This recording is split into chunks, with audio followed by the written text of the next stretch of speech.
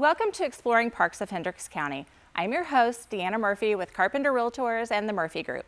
Please join me as we explore our parks in our very own backyard.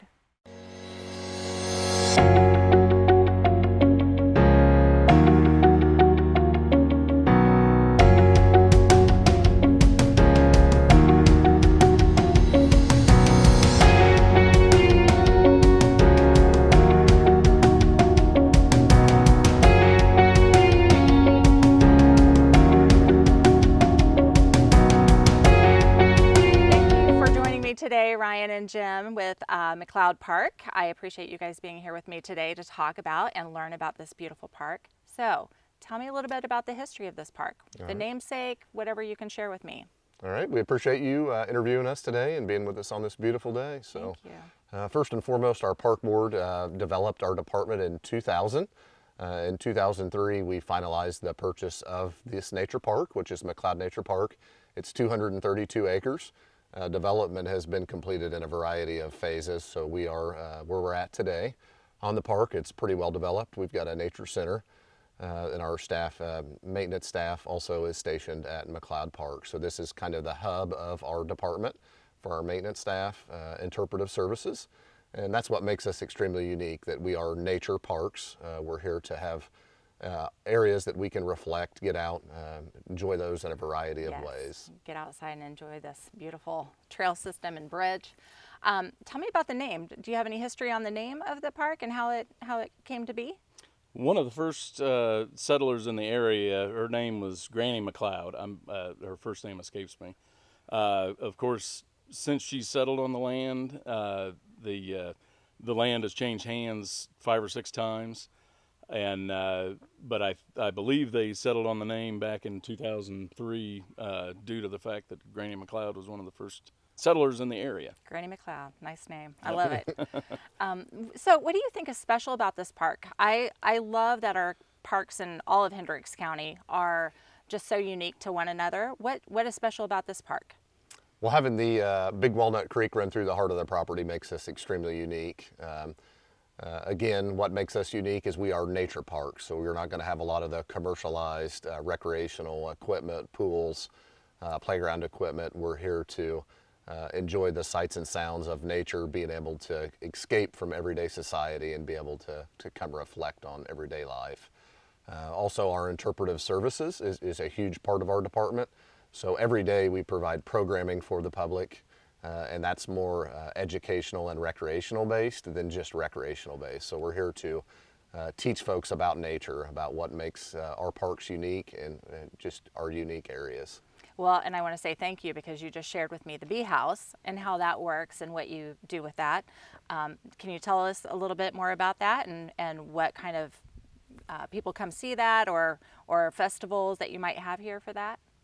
The bees, we've had the bee house since 2017, since early 2017. The bees usually move in late April to mid-May, and then they get winterized right behind the bee house all winter long until starting about the middle of October. So they're middle of October to late October. So they're about ready to be winterized right now. The bee house was just it's an educational piece that will show the public how bees pollinate and collect nectar and are important to our food sources and our ecosystem in general.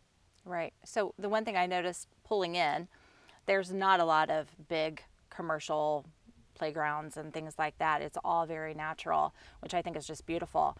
I know you recently had a festival, was it, for the Monarch, was it a Monarch Prairie Trail? Mm-hmm.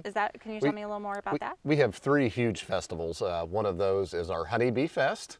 Then we had our Fall Festival, Fall Colors Festival, 2 weekends ago. That is our largest festival. We have a variety of activities for that. One of those is the Monarch Prairie Maze. So that was a part of that. Jim cuts the prairie maze each year. That's unique, something we develop. But that is a small portion of our Fall Colors Festival. So we have a lot of events with that. Another large festival we have is the Maple Syrup Festival. We partner with Parks Foundation with that and offer a lot of interpretive events, but we also have a pancake festival. With, I was with going to a ask. portion of that, Pancake, so. Pancakes come. breakfast, yeah. That's great. And we show people how maple syrup is made and how trees are tapped, and anything that goes into processing maple syrup and what goes to your kitchen table. That sounds like a fun event. I have not been to that, but I'm going to make sure it's on my schedule next year. Awesome. What time of year is that? It'd be late February, early February. March. All right. I'm not sure if we've pinned down a date just yet. Okay. You also mentioned interpretive services. What does that entail? All right, our interpretive services, we have one full-time senior naturalist. She has a full-time naturalist that works under her, and then we have a variety of team members under them. So we typically have 4 to 5 naturalists readily available. We do outreach programs throughout the entire county and surrounding counties, but a lot of our programs are based in the nature parks that we own and operate. All of those programs are advertised in advance on our publication, which is the Explorer magazine. Okay. The Explorer magazine comes out 3 times a year, and that advertises all of our events that we offer throughout the year in those publications. I just picked up, one of those magazines not too long ago from the Chamber of Commerce, but if somebody was interested in getting one of those magazines, where would they get that from? They could contact our main office to be added on to the mailing list. Okay. We like I said, we complete those 3 times a year. But those are also distributed to all the county schools throughout Hendricks County, and some of the neighboring counties also. We distribute those. We produce about 20,000 of those per quarter. Okay. And we place some in doctors' offices and dentist offices and all throughout the community, the Chamber of Commerce and Gotcha. different areas. Any other interpretive classes or things, and are those also geared for kids? They are geared for a variety. We have some that are based for youth, but we also have events that are based for adults also. So the education for that is the main priority is for educational purposes, but also recreation. So what are the highlights here as far as if somebody were going to come out to visit McLeod, what would be the top 4 or 5 things that they must see or do while they're here? Well, we have 6 miles worth of hiking trails. The Big Walnut Creek runs down the middle, and throughout the summer and even into the fall, you'll find kids down splashing around in the water, skipping rocks. We have a wetland area that is a good educational piece. People can see what kind of insects and animals are in the area, but mainly it's the size of the park. And you can just go get lost on a trail if you want to, and not have people yelling and screaming on a playground right next to you. I love it. We were talking just a little bit ago about the area down below with the wooden walkway or bridges. Can you tell me a little bit more about that? That was really interesting, and I just love the concept of how that comes to be. That was a wetland mitigation project that was done in cooperation with the Highway Department. They had disturbed, I believe it was 3.5 acres of wetland area underneath a bridge reconstruction project, and they have to mitigate that in another area, but it has to be in the same watershed as what the bridge work was done.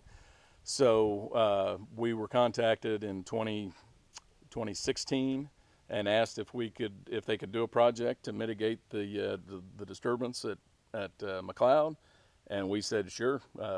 We'd love to have a mitigation project go on out here. So we cut down a lot of the invasive trees and planted 1,600 all native hardwoods. Built a wetland boardwalk, and stabilize the creek banks so that we won't lose any more acreage along the creek, because we were starting to lose a little land every time it flooded, and it floods just about every spring. That happens, definitely. So Hendricks County Parks, I understand McLeod is one of the Hendricks County Parks. Vandalia Trail and Gibbs New Park. Give me a little bit of information about that. Okay. Vandalia Trail, that section that we own and operate, is a little over 4 miles right now. It is a paved trail, 10 feet wide. It connects Coatesville to Amo. So we use the old railroad corridor for implementing that trail.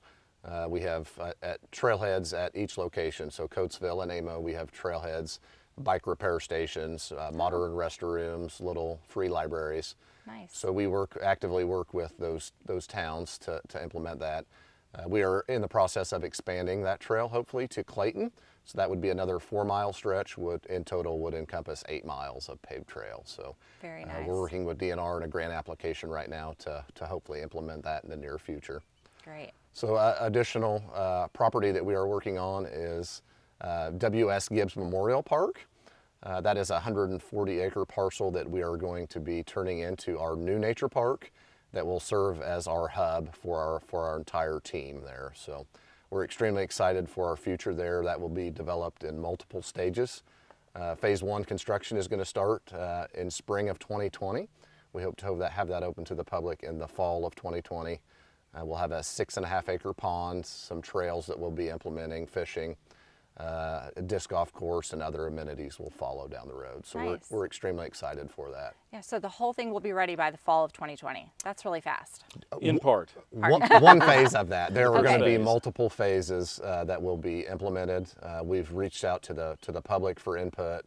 Our county commissioners, park board, county council all have involvement with that. So we're extremely excited to expand and provide the public another nature park in the heart of the county. And that is located between Avon and Plainfield, but situated in Avon. Is that correct? That is correct. Okay. Yep. Okay. It's at the far south east corner of the town limits of, far southwest corner of the town limits of Avon. Okay. Any parting thoughts? Anything you would like to add about the park that we're in right now, other than this beautiful bridge? The one thing is that there are a lot of people in the county that don't even know McLeod is out here, and now that it's they've always called it a hidden gem. But there are a lot of people from the eastern side of the county, or the more populated side of the county, that don't realize they have a state park type park within their county that they can go visit free of charge, and go wander around and see the fall foliage. We get a lot of bird watchers. We've been ranked in the top 10 in the state of Indiana in the last 3 years for our fall foliage and the colors of the trees. It is beautiful. We could not have picked a better day to be out here today. No, Well, not at all. certainly. Not It's at all. beautiful. Well, thank you guys both so much. I really appreciate your time and all your information you've shared, and we look forward to seeing what Gibbs Park has.